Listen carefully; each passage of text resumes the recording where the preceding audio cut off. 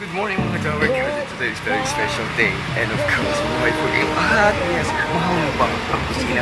And of course, mahilig ka ba sa veggie? And of course, mahilig ka ba sa pagkain? Mga organic foods. And of course, we're gonna find out for today with some mga organic foods at kanikain. Korean side dishes. Yes, meron akong kasama. Yes, because asawa niya is Korean. Mahilig siya gumawa ng mga side dishes. So, I wanna find out. Yun ang tinatawag ko. And first, bago ka lang sa channel, you can subscribe, leave a comment. Channel yung post. Intro tayo. And of course, tara doon sa loob. Bulabugin natin siya. Yes, habang maaga pa. It's almost like 11. Kararating lang namin dito sa Chill Out. Yes, if you would you like something like that, brought to you by Chill Out. Ito na si Ate. Si Ate Ganja. Anyong nga sumika. Anyong nga sa'yo. Yes. And like today, she made this one. And ito na. This one is mahilig ka ba sa pension? This one is, what they call it, te? Minari Buchim. Minari Buchim. This one's Minari Buchim is, parang kangkong sa Pilipinas. But she put something like, wow. I have some, this one, some kind of, they call this olive oil. And she put something, or this one's organic. And a little bit ng kasida, they call this one. At ilagyan niya ng olive leaves. Pansya na yan. And of course, this one. Paras lang ba ito, te? Spinach, oh. This one is spinach. What do you call it, te? Anong pangalan nito? Spinach Buchim. Puchim. Spinach puchim. Yo, titikman na natin. Asa na ang hatching? Asa na ang hatching ito? Yan. In the morning, pwede ito. Yes, pwede din natin itong business. But nagmamadali siya kasi kanina nalita ko ng konti. Yung gumagawa siya ng Ojingo, ano pangalan, te? Ojino Pukum. Ojingo Pukum, yung gumagawa siya ng Ojingo Pukum. Yan. She put, what you call that? Nilagyan niya ng olive oil, and Yang sugar. Yung The tinatawag sauce, na the yang. sauce. And of course, yun yung sauce. So, habang gumagawa siya, dito tayo at papatikim natin yan. Diba? Madalian lang ito. Super content din ito. Of course, diba? But organic food, lalo sa panahon ito. Mga organic foods ang kailangan natin para malayo tayo sa anumang karamdaman. And of course, this one is really good. Masarap. And of course, it's very healthy. And of course, this one is she put some garlic in her olive leaves, olive oil, and yung kanyang olive. It's really good. Wow. Napakasarap. At tingnan naman natin ang kanyang ginagawa. At napakasarap, di ba, mga kaibigan? Eto na. Yan, di ba? Pinag-aaralan ko yun. Minimix niya the one. Kasi, she married almost like 20 years in Korea. Diba, kaya mukha na siyang Koreana. Mahilig sa ano nga sa'yo, ang laban na to. Sinasabi ko sa merci beaucoup, ano yan, padabaw ka, pasibu ako. Yan ang sinasabi niya.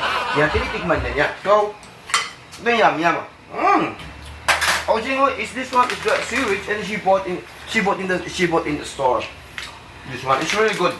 And pwede natin siyang i-dip. But just all she do is she gonna mix this one. Pwede rin ganyan eh. Masarap siya. Parang amoy tape. It's really good. Napatawa kami. Kung isa sa duty, members, ito. Ano yung sa kusina? So, imimix mo yan, ta. Oo. Pag yun isang bowl, di ba? Yung magandang bowl. Puka, fry. So, ipa-fry daw niya. Yun. Ang sungit, no? Strikta. Ayan o, yung kawali. Strikta. Yun, di ba? Strikta yan. This one is already we gonna make it hot on the fire. A little bit on the fire. And this one. Di ba? Imagine, na-dried nila ito sa Korea. Yung Korean side dish ang galing, di ba? This one. I like this one too. It's very healthy. Okay, when you wake up in the morning, when you wake up in the morning, pwede na ito. Yan, so, gagawin yung ating Koreana. Yan. Ipo-fry niya yung, what you call that? The dried squid. The squid yan. And lalagyan mo ng oil tayo, hindi. And she cut it right now. Kinakat na niya. Wow. So, managmahal sa mga saktan, nag-wisata sa mga aga. Eto, yes. Magpatulungan tayo kung paano magluto ng Korean side dishes. Magaling siyang gumawa ng kimchi. Yeah. Ang sikreto kaya hindi siya iniiwan ng kanyang asawang Korean. Yes, ako iniiwan. Hindi ko alam ano pa ang kulang. Ginawa ko. Magbenta na naman. Ay, saan mo magbibenta naman? Oh, ay, yun ang dahilan kaya ako iniwanan. Ano ba yun? Ang hirap ng buhay, lahat gagawin na lang. Para kumita ng pesa. Mamadali siya, oy.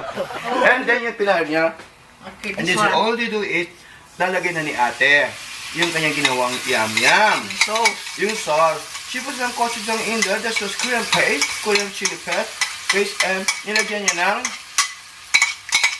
ng chamkirum. They call this Chamkirum. olive oil. And then she mix right now. Ang galing ngumunguya pa ako.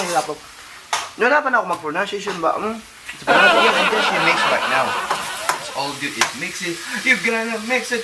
You're gonna love it. And then you're gonna shake it. Yeah, diba? This one is really good. It's really, the most important thing is organic. Mahilig, most of the Korean is mahilig silang gumawa ng mga organics, mga side dishes like the kimchi and everything is in there. Ito lang, ulam na. And of course like this one. Tama. Hindi siya maalat, and of course you can taste it's crunchy. Napaka-crunchy niya. So, ito. Ilang minuto naman yun, te? 5 minutes. 5 minutes? Tapos slow fire lang. Slow fire. 5 minutes lang, low fire lang. So dito muna ako habang humuhugot ako. Yes, thank you so much. Mabuhay po ang last night. Dito ako sa ating mga mother. Na mahilig magluto at gumawa ng side dishes. And this one, di ba? Bumili pa siya ng mamahaling garapon. Sabi ko, ba't hindi lang yung the cheapest? Sabi niya, hindi. Strict na talaga. But it's really good. And of course, we can put on the top right in here and we put on the fridge. So the few days we can, every morning, every time that we eat, at pwede na natin itong ilagay sa ating Korean friend na inang iwan. Diba? It's okay. Kahit ano pa man ang buhay, magpakailanman, asan ka man, andito pa rin tayo. Si Korean Angel, nagbibigay ng ligaya at saya. Dear Ate Helen, we miss you so much. Dito sa amin sa kusina, brought you by Chill Out. Yes. And right here in Chill Out Pinoy Restaurant, hindi lang Pinoy foods, and of course we're making the Korean side dishes. Yun, nanamoy ko na. So, pwede na tikman, te. Oh. Yes, so wanna taste it right now. We gotta find out at kung ano ang palalabasan ng kanyang ginagawa. Ang sarap. Yan, tingnan na natin. I'm so excited. Parang mainit-init. Ito, I think this one is more spicy. Spicy a little. Wow! Perfect na perfect. Perfect na perfect. Ang sarap. A little bit spicy and sweet and cool, and of course, yung kanyang linamnam talagang nag-aagaw. Wow! Alright, and of course, pwede natin siyang iserve. So, ito yung kanyang ginawa. Yung Korean panchan, Korean side dishes ni Ate Arnie. Yes, and of course, pwede natin siyang iserve. Pwede na natin iserve. So, inintay ko po muna. But anyway, habang sinaserve, ako'y mangungulit. Titigman po siya. Ito na kanyang finished product. So, this all we do is, we're gonna taste again. And of course, tayo ay mamamaalam na. Kasi, tumawag siya in the morning, sabi gagawa siya ng Korean side dishes. Wow! Perfect! Perfect na perfect. At masustansya. Alright, ang sa inyo lahat, mga subas ng Korea. This is Korean Angel. Thank you so much. Ano sa'yo? It's okay. Kamsahamnida. Masarap. You're so sweet. So, Tay, you must be married. No, I'm only joking. Thank you so much. And please subscribe and comment down below mga subas ng Korea. Ano sa'yo? Alam mo ito. See you in my next episode. Bye-bye! Salamat!